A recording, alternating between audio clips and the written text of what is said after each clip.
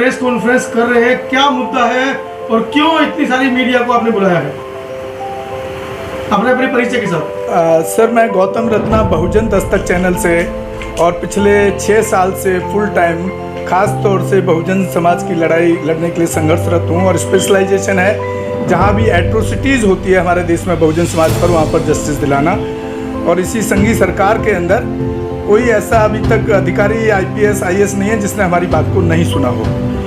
और ये दिल्ली से हमारा चैनल रन होता है और आपका सभी साथियों को, जितने भी हमारे बहुजन मीडिया के साथी हैं, उनका साधुवाद, बहुत बहुत धन्यवाद उनको कि उन्होंने आज हमारी बात को लोगों तक पहुंचाने के लिए मेरे स्टूडियो में आने का कष्ट किया।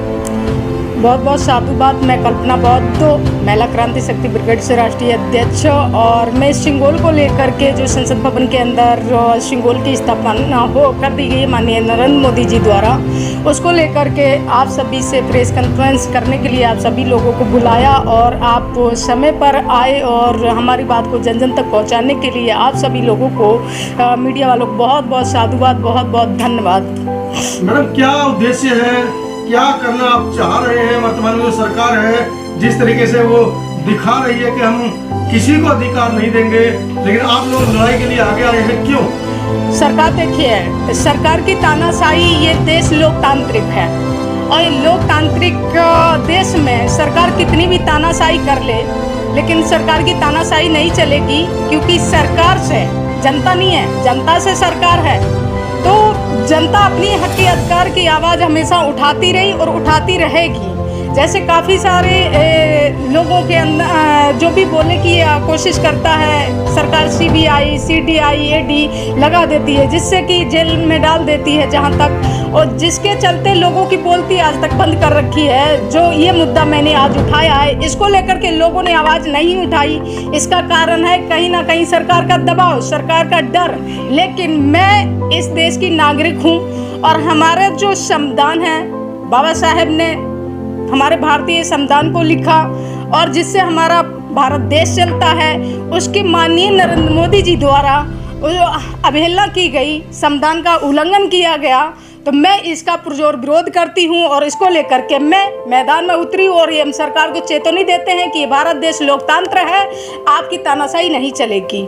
सिंगोल को लेकर आप पूरे देश में एक आंदोलन बना रही हैं जी, आप दोनों लोग मिलकर इसको शुरू कर रहे हैं जी। कैसे कर पाएंगे, क्या व्यवस्था है आपके पास? देखिए, व्यवस्था है, इंसान का पहले नंबर तो हौसला होना चाहिए, खुद के दृढ़ संकल्प होने चाहिए।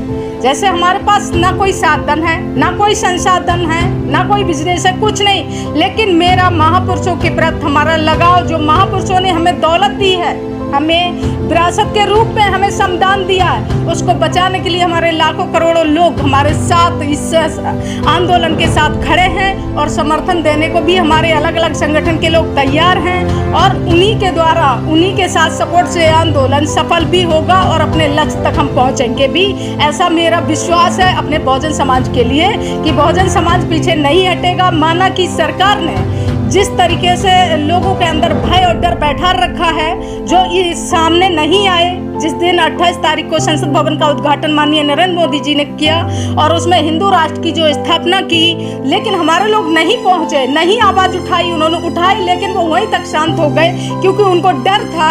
हमारे जो भी राष्ट्रीय दल के नेता हैं, जो भी बड़े बड़े संगठन के लोग हैं, उनको ऐसा ही लग रहा था कि अगर हम ज़्यादा आवाज़ उठाएंगे तो वो सरकार हमें पकड़ के जेल में डलवा देगी, मर्डर करवा देगी, क्योंकि सरकार यही कर रही है, या तो इनकाउंटर करवा दे रही है या जेल में डाल दे रही है या CDI CBI लगा दे रही है। इस डर से हमारे जो भी राष्ट्रीय दल के नेता हैं, बड़े बड़े संगठन के लोग हैं, वो वहीं के वहीं शांत हो गए।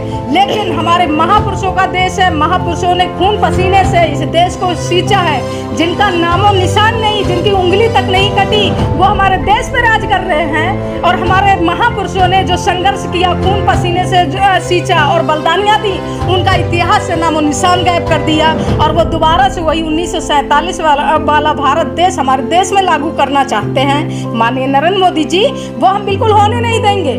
ये हमने उस दिन भी कसम खाई और संकल्प लिया और आज हम फिर दोबारा कह रहे हैं, हमने इसको लेकर के बड़े राष्ट्रव्यापी आंदोलन हम कर रहे हैं, जा करके हर स्टेट में लोगों के बीच में कार्यक्रम बैठ के कर रहे हैं कि 29 अक्टूबर को हम बड़ा आंदोलन करेंगे, संसद भवन का घेराव करेंगे और जो सिंगोल की स्थापना की है, जो हमारे देश को, हमारे भारत को तोड़ने का काम किया है माननीय नरेंद्र मोदी जी ने, हमारे देश को बांटने का काम किया है, वो होने नहीं देंगे हम, क्योंकि ये भारत धर्मनिरपेक्ष है।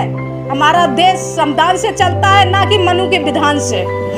सर मैं यहाँ पर थोड़ा सा आपको एक चीज़ इसके इतिहास में भी ले जाना चाह रहा हूँ कि हमें ये आंदोलन करने की रूपरेखा मैंने और कल्पना बहू जी ने क्यों तैयार की, इसके इतिहास को भी बताना ज़रूरी है ताकि हमारे देश के लोगों को उसका इतिहास पता लगे। आप इतने टाइम से सोशल मीडिया पर काम कर रहे हैं, क्या आपने कभी सेंगोल का कोई नाम सुना, शब्द सुना क्या कभी आपने? मेरे हिसाब से नहीं सुना होगा।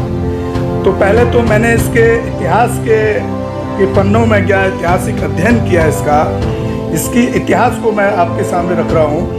सेंगोल का जो इतिहास है, सेंगोल एक छड़ी है जिसके ऊपर एक बैल बना हुआ है और ये जिस तरह से उनको प्रेजेंटेशन किया सरकार ने कि ये हिंदुत्व का प्रतीक है या हिंदू राष्ट्र का प्रतीक कह सकते हैं। ये जब जवाहरलाल नेहरू जब प्रधानमंत्री हुआ करते थे उस टाइम, तो कुछ ब्राह्मण पुरोहितों ने उनके घर जाकर के इस छड़ी को हिंदुत्व के प्रतीक के रूप में उनको भेंट किया दिया गया था, जिसको वो एक राष्ट्र के रूप में स्थापित करके उन्होंने नई संसद के अंदर एक बड़ा ही, मैं कहूँ कि मतलब बहुत ही जो धर्मनिरपेक्षता है, जो धर्मनिरपेक्षता उसके बाद बड़ा खतरनाक काम किया है। तो जो इसका इतिहास है वो एक तरीके से राजतंत्र का एक आइकॉन है, राजतंत्र का चिन्ह कह सकते हैं इसको। तो आप उसका विरोध करके आप खुद राष्ट्रद्रोह के भागीदारी बन रहे हैं सर, लेकिन राष्ट्र लगेगा आपके ऊपर?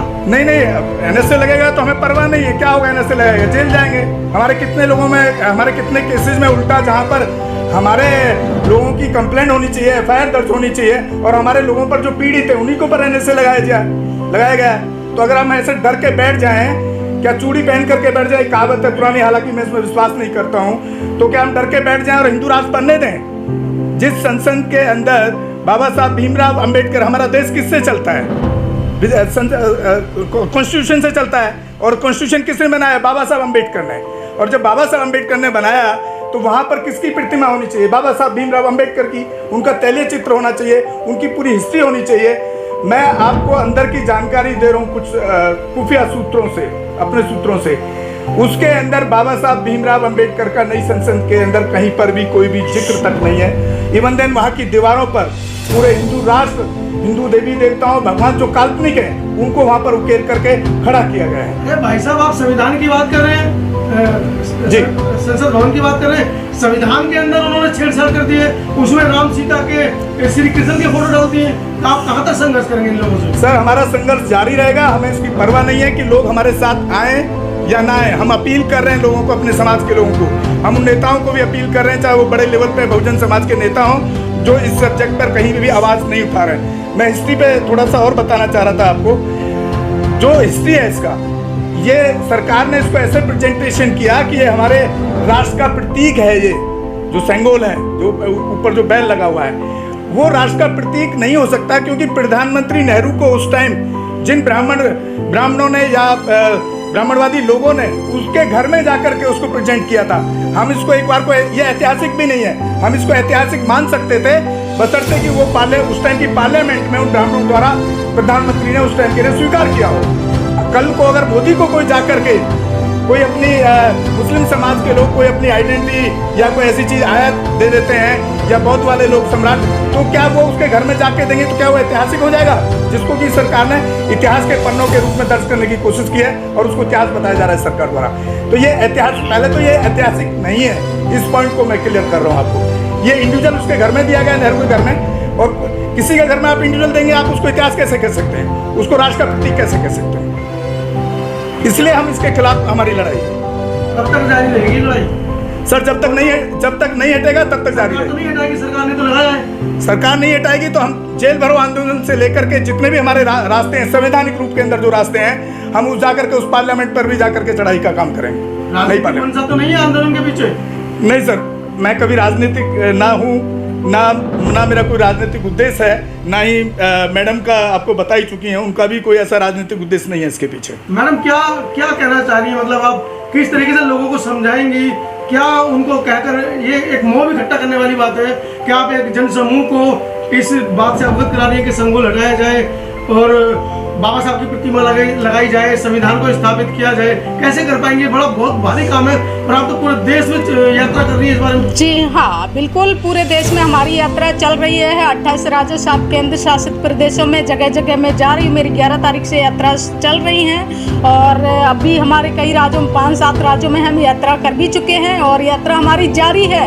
हमारा लोगों को समझाना है कि हम जिस देश में, जिस मुल्क में रह रहे हैं वो हमारा भारत देश है और जो हमारे देश पे राज कर रहे हैं वो विदेशी हैं और हमें इनसे अपने देश को बचाना है, अपने संविधान को बचाना है। जो हमारे बाबा साहब ने खून पसीने के साथ सींच कर संघर्ष करके हमारे देश के संविधान का निर्माण किया और संविधान को ख़त्म करने का काम किया जा रहा है। तो ये जन जन जाकर के लोगों के घरों घर जाकर के लोग हर स्टेट में जाकर के लोगों को बता रहे हैं, समझा रहे हैं, अपील कर रहे हैं। मेरा अपील कर रही हूँ कि लोग आए, अपने हक की लड़ाई लड़ें। मैं किसी से नहीं कह रही हूँ कि भाई तुम मेरे साथ खड़े हो जाओ, सिर्फ अपने बच्चों के लिए, अपने देश के लिए, अपने संविधान के लिए, अपने भारत देश के लिए आपको बचाने की अपने सबकी जिम्मेदारी है। महापुरुष सबके थे जिन्होंने खून पसीने से सींच कर संघर्ष करके तुम्हें यहाँ तक लाए, तो आप अपने सिर्फ अपने हक की लड़ाई लड़ लीजिए, अपने भारत देश को बचा लीजिए। मैं सबसे इसी तरीके से निवेदन करती हूँ, अपील करती हूँ कि आप मेरे साथ मत आइए, सिर्फ आप अपने हकदारों की लड़ाई लड़िए। और लोग ऐसा नहीं कि समर्थन नहीं दे रहे हैं। मैं अभी भोपाल गई, मध्य प्रदेश गई और इधर जयपुर राजस्थान गई और पटना गई, तो लोगों ने समर्थन दिया और पूर्ण रूप से सहयोग साथ समर्थन दे रहे हैं। मुझे पूर्ण विश्वास है कि ये आंदोलन पूरी तरीके से सफल होगा और लोग अच्छे से साथ खड़े हो रहे हैं और हर तरीके से तन मन धन के साथ में मेरे साथ खड़े हो रहे हैं। रही बात आपके आर्थिक आंदोलन पे आप सवाल कर रहे थे। अगर आर्थिक आंदोलन भी नहीं मिलेगा तो हम, चाहे हमको बस से जाना पड़े कहीं, चाहे हमें एक जनरल डब्बे में जाना पड़े, चाहे पैदल जाना पड़े, हम लोगों के बीच में जाएंगे पूरे देश के अंदर। हाँ मैडम, आप बात करिए संविधान की। महिलाओं का पूरा जत्था लाखों की संख्या में बाबाओं के डेरों में जा रहा है, कैसे समझा पाएंगे आप उनको? देखिए, हजारों साल की गुलामी है सर, इतने जल्दी नहीं ख़त्म हो सकती है क्योंकि उन्होंने ऐसा माइंड सेट कर रखा है हमारी महिलाओं के अंदर, क्योंकि उन्होंने घर घर जा कर के उन्होंने ऐसा दिमाग में सेट कर दिया है कि अगर हम चाहें कि वो इतने जल्दी ख़त्म कर दें, हजारों साल का जो माइंड में उनका सेट है अंधविश्वास, वो नहीं होगा, हो भी रहा, जागरूकता आ भी रही है, लेकिन धीरे धीरे आएगी। लेकिन वर्तमान में हमें जिस चीज़ की ज़रूरत है कि जिस तरीके से हमारे संविधान पर हमला हो रहा है, जिस तरीके से हमारे महापुरुषों की विरासत को ख़त्म किया जा रहा है, उस वर्तमान में हमें अपने लोगों को एक साथ एक प्लेटफार्म पर लाने की ज़रूरत है। अपने देश, अपने संविधान, अपने भारत देश को बचाने की ज़रूरत है। मैं इसलिए सबसे हाथ जोड़ती हूँ, निवेदन करती हूँ, अपील कर रही हूँ। मैं सड़कों पर टैक्सी से, अभी हम जयपुर गए, कार्यक्रम था इसी के लेकर के, आंदोलन को लेकर के हमारी यात्रा चल रही थी, हमें टिकट नहीं मिली। मैं जनरल टिकट लेकर के, जनरल उसमें 2 दिन का सफ़र करके मैं वहाँ भीलवाड़ा उदयपुर पहुँची, वहाँ कार्यक्रम करके आई और 2 दिन तक भूखी रही वहाँ, क्योंकि मैं जिस दिन गई तो उससे डायरेक्ट रात के पूरा भूखी रही। फिर जिस दिन मैं वहाँ पहुँची 15 तारीख को, तो उस दिन सारे दिन कार्यक्रम में रही, वहाँ कोई खाने पीने की नहीं रहा व्यवस्था। उसके बाद शाम के जयपुर के लिए निकली हुई रात के, तब भी पूरी रात ऐसे ही चली, तो दद्दर भटक रही हूँ, दद्दर ठोकर खा रही हूँ। सिर्फ किसके लिए? समाज के लिए, देश के लिए, अपने संविधान को बचाने के लिए। कल्पना जी, ये बताइए, 10 लाख समर्थन बताए जाते हैं बाबा साहब के नाम पर, बहुजनों के नाम पर, क्या आपको समर्थन कर रहे हैं? एक दलित सांसद भी हैं, हजारों विधायक हैं दलित, आप उनका समर्थन क्यों नहीं ले रहे? आप पैदल हैं, कैसे टक्कर दे पाओगे सरकार को? मैं देखिए सबसे अपील कर रही हूँ, संगठन के कुछ लोग हैं जिनसे हमारा संपर्क हुआ है और लोग समर्थन में आ रहे हैं। संगठन के अकेले वो खड़े नहीं हुए क्योंकि किसी ने हिम्मत नहीं जुटा पाई। सर, ये आपने चमचा युग पढ़ा है काशीराम साहब का? चमचा युग आप लोगों ने पढ़ा होगा, आप सोशल मीडिया पर बहुजन समाज के लिए काम कर रहे हैं। ये वही चमचा युग के पार्ट हैं जो आज की डेट में संगठन और राजनीति कर रहे हैं, जो ना संविधान की बात कर रहे हैं, ना बहुजन समाज के अधिकारों की बात करते हुए दिखते हैं। अगर बात कर रहे हैं तो उनको एक प्लेटफॉर्म पे आज तक क्यों नहीं आ पाए? इसका मतलब है वो सिर्फ बहुजन समाज को जो इस्तेमाल कर रहे हैं अपने बंगले, कोठी और महलों में रहने के लिए, और समाज के पैसे का इस्तेमाल करते हैं। मैं खुलेआम आपके बीच में बोल रहा हूँ।